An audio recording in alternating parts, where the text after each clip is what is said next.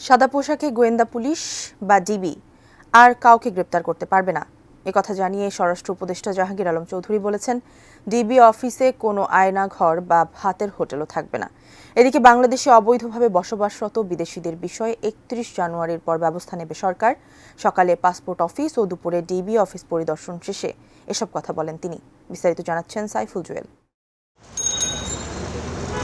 সোমবার সকাল 10টায় আগারগাঁওয়ে পাসপোর্ট ও বহির্গমন অধিদপ্তর পরিদর্শনে যান স্বরাষ্ট্র উপদেষ্টা। পরে তিনি জানান, ফেব্রুয়ারির শুরু থেকেই অবৈধ বিদেশিদের বিরুদ্ধে ব্যবস্থা নেবে সরকার।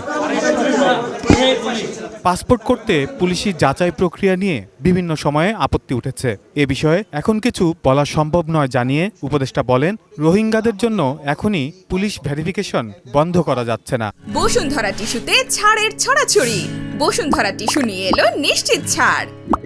এক সময় চিন্তা করছিলাম পুলিশ ভেরিফিকেশন উঠাই দিব, শুধু আমরা কার্ডের উপরেই দিব, যেহেতু পুলিশ ভেরিফিকেশনের ক্ষেত্রেও কিন্তু জনগণে একটু ইসে থাকে, কি বলে হ্যারাসমেন্ট হয়, যে পাইতে দেরি হয়, এই হয় সেই হয়, প্লাস পুলিশের সংখ্যা অনেক সময় কম।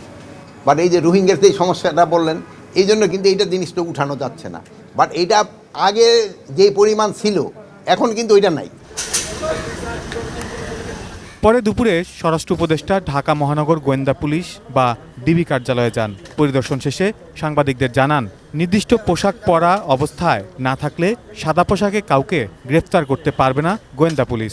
আয়নাঘর বলতে কোনো কিছু থাকবে না, এখানে কোনো ভাতের হোটেলও থাকবে না।